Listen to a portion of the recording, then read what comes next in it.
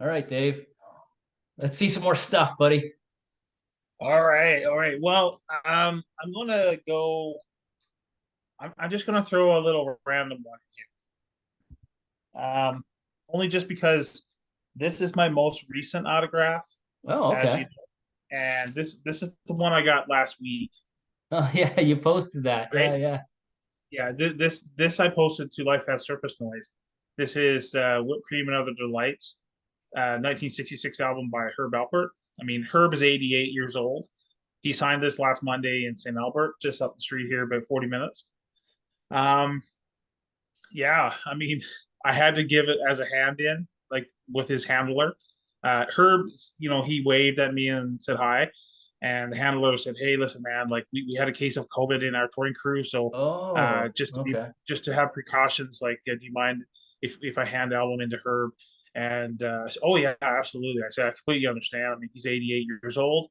Uh, Herb Alpert also is the founder of A&M Records, so Alpert for A, right? So he's a billionaire. He's an 88-year-old billionaire. I mean, Wow. he's a guy I wanted in my collection, like really, really, really bad for a long time. Yeah, And that's I finally cool. got him at age 88. Oldest person I've ever got autographs from. And he's a legend in music. I mean, he's known around the world. I mean, the guy sold almost as many albums as the Beatles, right? So yeah, Uncle Herb. There you go. There you Nice go. personalization here, Yeah, to David. you know. Yeah. So there you go. That I'm proud of that one. Now. Like that's a great addition. Um, okay, so uh, when you asked me to, like, haul out some albums, like I had to think randomly. Like I can't just bring out some of the real for sure big ones that a lot of people know, and just ones that were really important ones to me to like have completed and things like that. So another one that people do know is right here.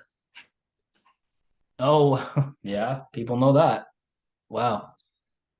I mean, we can sit here and have a gigantic argument about music, but I mean, this is one of the greatest albums ever recorded in rock and roll. Right here, this is it.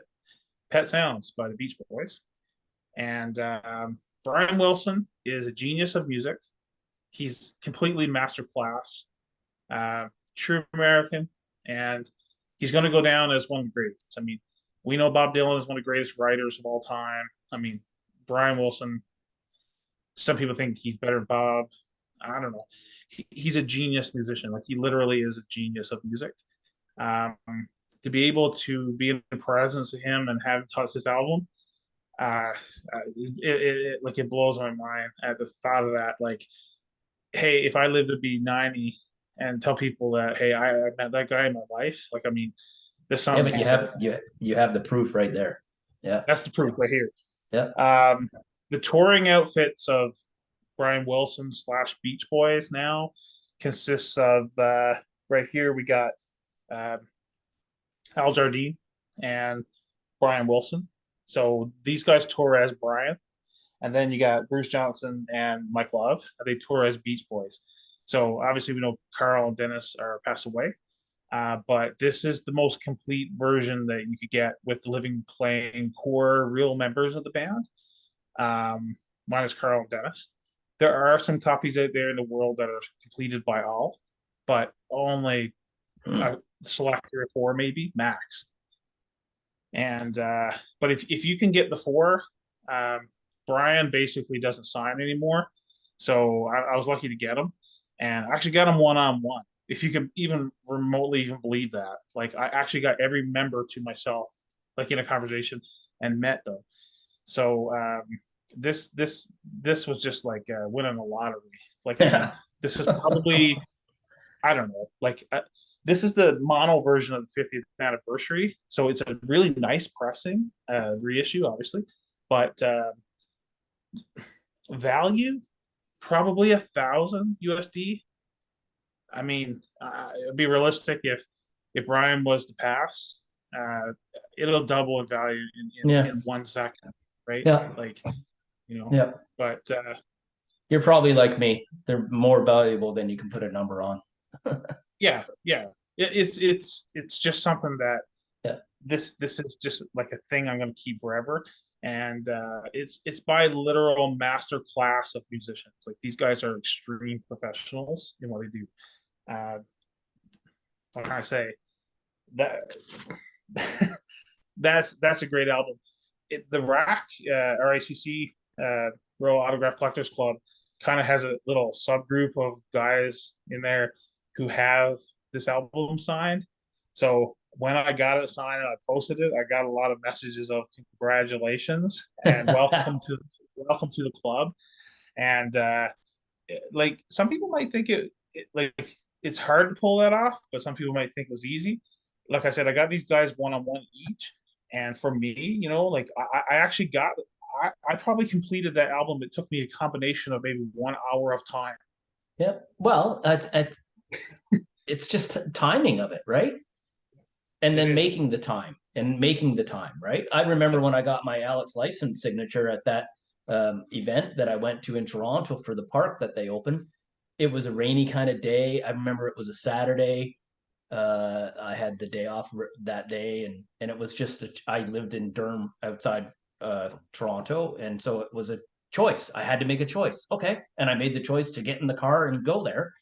Took my little album and got to meet him and say a quick word with him, and it was cool. But if you don't take that moment, make that choice, it's not going to happen, right? So That's right. I That's did. right. I always have a saying that says, "They don't come and knock on my door." Yeah, yep, Right. So like you got like you just said it right. You got to make it happen for yourself if there's something you want like that. Um, Sometimes it takes 4 years to complete a STP. Sometimes it takes a combined hour of time to complete a PET yeah, scans. yeah. That's That's when a that good happens. example. Yep. Yeah, that's just that's a roll of the dice. Yeah, Like there's no yeah. explanation. I have no way to explain how or why that happens.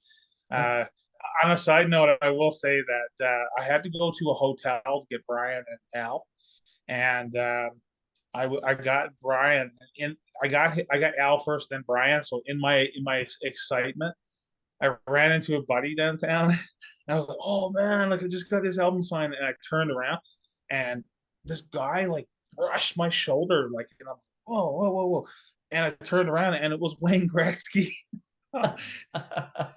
And I was like, Wayne? And he's like, yeah, yeah. And he just kind of walked into the hotel, and I'm like, Wayne Gretzky almost took me out. Like, Well, I got to, Dave, Wayne Gretzky almost that took might me be the out, man. only body check Wayne's ever laid out. There you go. Yeah, maybe the only one. But yeah, he just brushed me. And I mean, you know how it is, you're in public, and if people bump into you, like it's annoying, right? So I never even seen him coming because I was looking this way, and then he kind of brushed me on the side like that. Like, oh my God. Anyway, so I never like said nothing else to Wayne, but he did bump into me like that, which I thought was completely random to Mhm. have like the great musician and the great one, like just in Yeah. a matter of like a minute there. So anyway, I have seen Gretzky around a couple times, but never really properly even introduced myself to him. But anyway, um, here's another one. Um, this one, oh yeah, I bought this one at the merch table at a show. It was August 18th of '07. I always remember that for one very specific reason. It was at the Jubilee Auditorium in Edmonton, Alberta, and it was Wilco at the Sky Blue Sky Tour. And I went to the merch booth after the show and I bought this, and it was taped to the merch booth. And I bought this album. I left it sealed until about 2020. And the reason why I kept it sealed was I, it was a special night because like I was up in the front row. It was my first real full blown Wilco show. I love this album. I love the tour. Um, when I got out of the show, I went back by the buses naturally to get some autographs. And when I did, I turned on my cell phone And when I turned the cell phone on, there was a text from mom, and it said that my nephew was born. Oh, So I always remember that's the night that Brady was born. My nephew was the night that I was at Wilco. So I bought this album and I kept it sealed. So what like I wanted to do was keep it sealed and keep it mint. And then when the opportunity arises to meet these guys, I'll get it signed again. So I put this album in the car, but I had the CD version, and I got all 6 members of Wilco to sign the CD that night. But I left the album in the car, so I only got the one item song, and I actually got a picture with Jeff Tweedy that night too. But this this album stayed sealed for a long time till 2020, and when I got a whiff that they were going to come around here for a show, they were going to play Calgary on March 13th, 2020. So we all know that that's the day that they called COVID, and all the shows canceled. So I didn't go to Wilco in Calgary, right? So Wilco in Calgary actually got pushed to the Jubilee Auditorium for September 2022. And then I ended up buying a ticket for that, and I sat up in the front row again. So me and Lisa drove down, and then we went out in the afternoon at the venue, and I met all 6 members of Wilco with Lisa, and I got this completed in one day. So they came out off the bus, one member at a time. I got every single guy in a long-winded chat. I got them all to talk, and that was incredible. Uh, and Nels Klein is like one of my favorite guitarists ever, and Nels is absolutely complete gem of music, and he's a gem of a person, and I love him. And I will say that in our conversation, he remembered meeting us up in Edmonton because a couple years before that, Nels was in town and he played a jazz show at the jazz club here, and we went to his kind of jazz show that he had with a drummer, and it was totally instrumental and improv type of made up on the spot music. But yeah, he's an incredible, another genius of music. But to talk to him that day in Calgary, even just a few months ago, was stellar. So I'm just mind blown to have this completed. Like that took me since '07. yep, So yep, that's nice. wow. I love that album. The other ones are the surprise ones. Like I know that like I told you a couple that I wanted to talk about. Um, Now I'll go into the deep cut category. Okay, all These right. are ones that I found these now as I was going. So if you want to see probably 3 more, Do show you it. something. Um, Pick one random. Okay, all right, here we go. Street Okay. Heart. There you So go. this one's a 12-inch signal of Under My Thumb. Obviously we know it's a Rolling Stones song, but I mean, this is your era, right? Street Heart. Yep. And the significance of this album is um, I don't have physical proof of my comment, but I will lay claim verbally to this comment. I think it's Kenny Shields' last autograph of all time. Hmm. And the reason why I say that is because July 1st, 2017. So where I am right now in the condo in Sherwood Park, just kind of 4-minute walk, just right outside my door. There's a big parking lot, and they had a Canada Day concert there, and it was Street Heart. And so we were over here all day listening to Canadian music. We always put Canadian vinyl on and spin albums and stuff. So Street Heart was there. So obviously I have some Street Heart in my collection, right? So I said, okay, well, let's go over and watch Street Heart and watch the fireworks. And then after the show, I'll get Kenny Shields to autograph my album. So the show went on, and during the show, we noticed that Kenny was slurring and he was like kind of shuffling on stage, and he was like missing some lines, and we're like, wow, like this is like insane. Like he's kind of blowing the show, right? And so it turns out that the show ended, and we're like, wow, like kind of he must be having some kind of medical issue because like he's just kind of slowing down up there. and band members are like watching him like a hawk too, right? They're like, oh, something's up, but they didn't really want to signal it, or pull a show too, right? Because big crowd, it was like Hmm. beautiful, hot, sunny summer night kind of thing. Yeah. So I brought the record. After the show was over, Kenny and his wife were there on the side of the stage, and she walked them down. And I was hesitant, but I went over and was like, "Hey, Mr. Shills, do you mind if you sign the album?" And he said, "Oh yeah, no problem." So he signed it, right? And then he didn't sign anything for anybody else. And then he went into the building adjacent to the concert site. And then I heard a day or two later that he had a massive heart attack and he was rushed to ICU and he died. And so, I mean, here goes what I've said before, and I'll say it again. Unless he signed anything on his deathbed, this is the last street graph of all time. Right here, this is it. This is There the you very, go. very, very final one. Yeah. And it's the only time I met him. It's the only time I've seen him live, Well, I'm and glad it's it the was a only good. time. I'm glad, given the scenario and the story, the reality of the situation. I'm glad it was a pleasant exchange. It sounded like it was cool, Yeah, yeah, despite, he like, was so a cool rough about it. show. It sounded like it was a cool exchange. So Yeah, yeah, that's yeah, good. he was really, really nice about it, really kind, and like he was smiling and stuff like Yeah, that. Like he that's was good. still That's professional, like, good. That's he just good. acted like nothing was wrong. But I think really what was happening was he was actually having a heart attack, Yeah. and he didn't know it. And so there we go. I mean, I'm just going to lay verbal claim to it, but that might actually be it. So you just never know, right? No. Um, okay, I'll do this one next. This is the band that I've seen most live. I remember 48 shows. See Uh, if I can guess who you're talking about. I think okay, try. the band's name is made up of three words. Yes, sir. What do you think that is? Great Big C. There you go. And There like you I go. mentioned earlier in the episode, the first band I ever seen live on stage was Great Big Sea.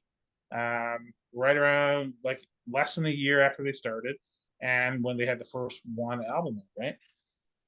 This is the only full length studio album that is on vinyl. Fortune's Favor. So this one is from '08, and there's 500 copies in the pressing, and it's Canadian only pressing, and it's signed by 5 playing members of the band.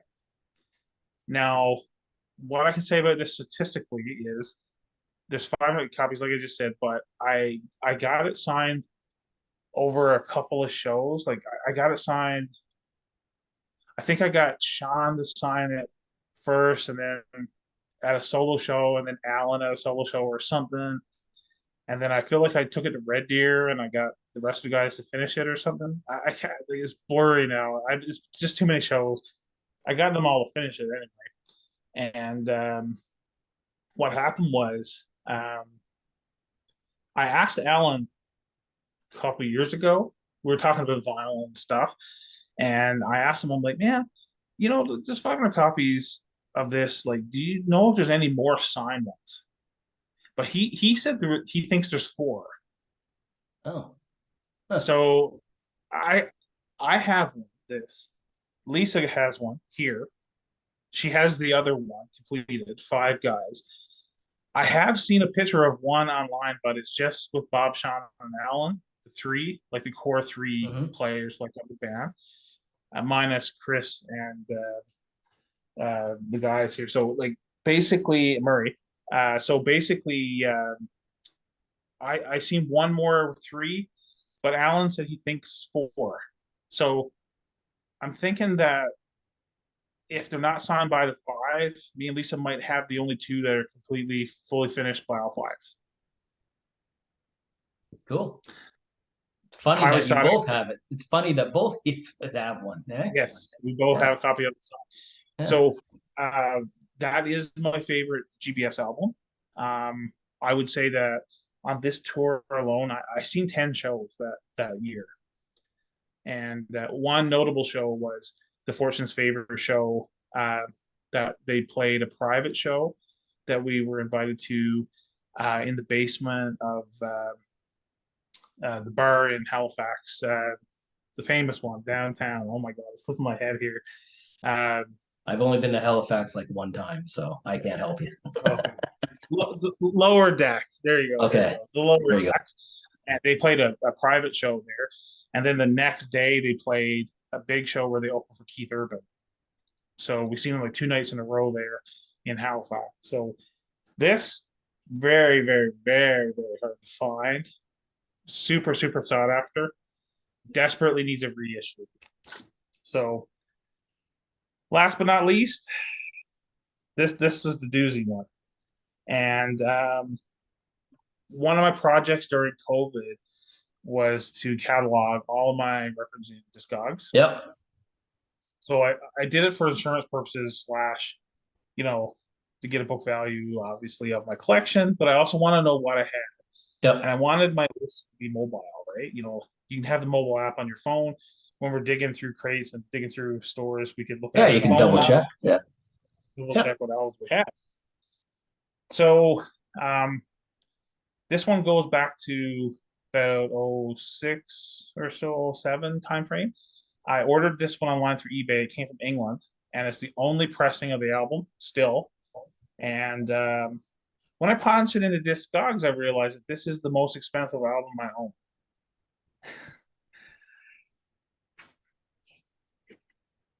Oh, okay. Yeah. James Blunt, Back to Bedlam. Now this one, I looked it up because the price fluctuates quite a bit on Discogs. The median value today is $525. The high value is 1,149.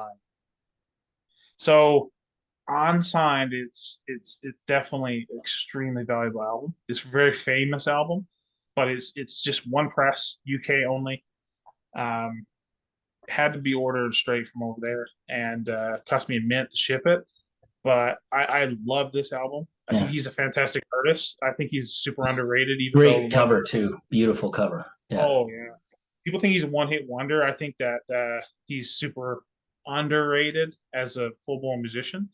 But a couple years ago, he came to town and he was opening for Ed Sheeran, and I got tipped by somebody through Rack through shows previous on the tour that he signs at the merch booth between bands.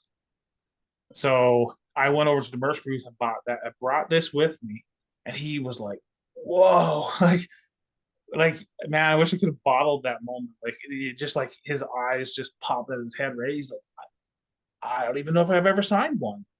Like, will you please?" So there you go. I don't know. It might be the only one. Very cool. Yeah. You know, That's neat that he the just artist is excited, right? That's what's oh neat yeah. about it.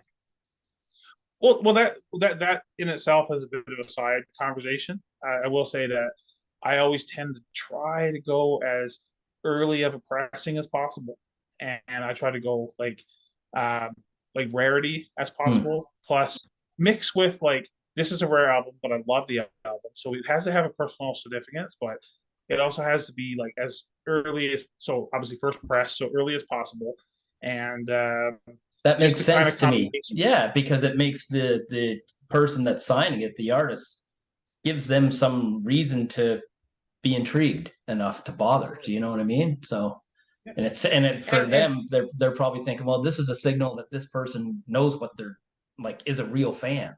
You know what I mean? They've got something that's unique, yeah, not just and some and person. Yeah. it shows the collectability side, but on the Yes. same breath, like as a fan, it's a signal to say, yeah, we've been there right from the beginning. We've been there, and we care about like certain pressings of certain albums. You're putting a little bit of extra mile into it, right? Yes. And Absolutely. I've had a handful of artists. One really specific, another one that comes to my head real fast is like I had that Death from Above 1979, You're a Woman, I'm a Machine. The first album, uh, the very first pressing of that one. And man, I bought that new at Blackbird White Ave in '05 and or '04, whenever it was released. and I thought it was an incredible album. And I brought it to get it signed there. I think it was 2017. They played here in Edmonton, and the guys from the band were like, "Whoa, where did you get this? Where did you get this?" And they even like pulled out the record and they were looking at the etchings on the run out, and they're like, "This is OG, man! Like I haven't touched one in 10 years. Like where did you get this?" So it morphs into like a gigantic Yeah, that's conversation. Like cool. Yeah. they're also vinyl junkies and like they're fan too, right? So they love Yeah. music the same way we do. Yeah, They for sure. dig, they look Yeah. for records. So when they see an OG, the same thing happened recently with Matthew Good. When I talked to Matt Good, I brought the CD version of the EP that he did, um, Loser Anthems, that one, and he said, yeah, like he hasn't seen one in forever. And then the other one uh, was maybe 2015 or 16. I was in Calgary, and I talked to Matt Good, and I had ironically, weirdly found an original pressing of the original copy of Last of the Ghetto Astronauts CD because there's a real indie pressing, and I found it in a collection at a garage sale. And I just asked the guy like, "How much you want for the whole bucket of CDs?" And he's $100 or something. So I bought it just for that one album. So I give him $100, and I'm like, I've never seen one copy ever. But when I handed that to Matt Good, he said, "Where'd you get that?"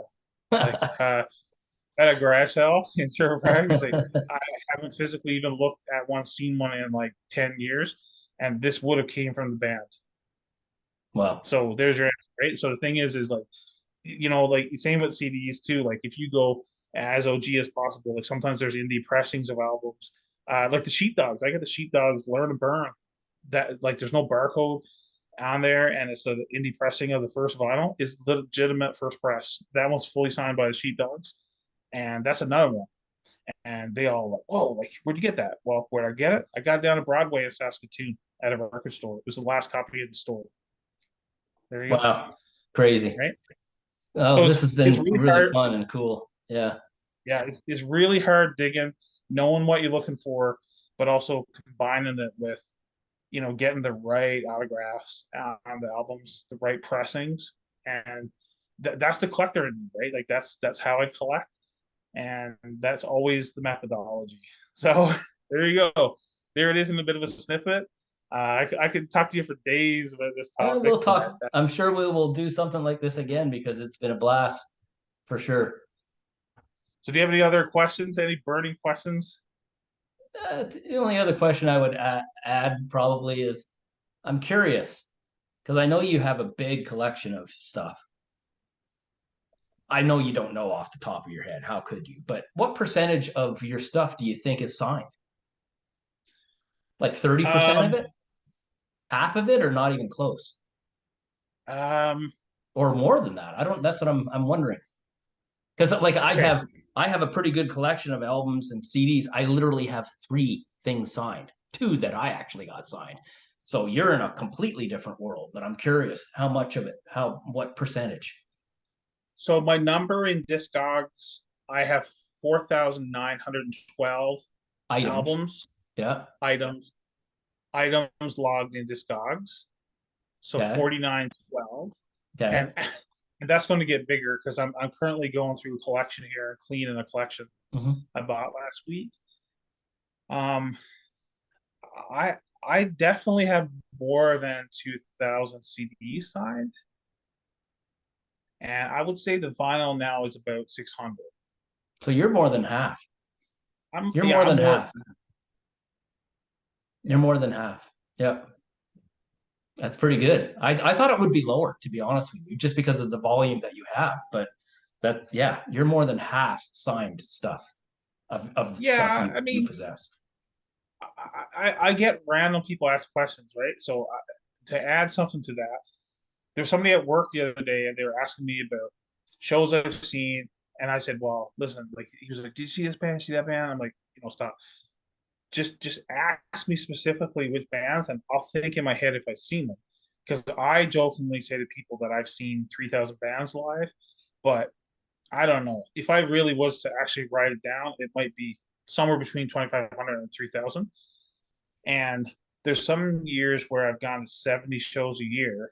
And then, if you times like two bands a night minimum plus festivals, I mean, if I go to like Big Valley Jamboree, I see 25 bands in a weekend, Mhm. right? And if I go to like Folk Fest, I see probably 50 in 4 days.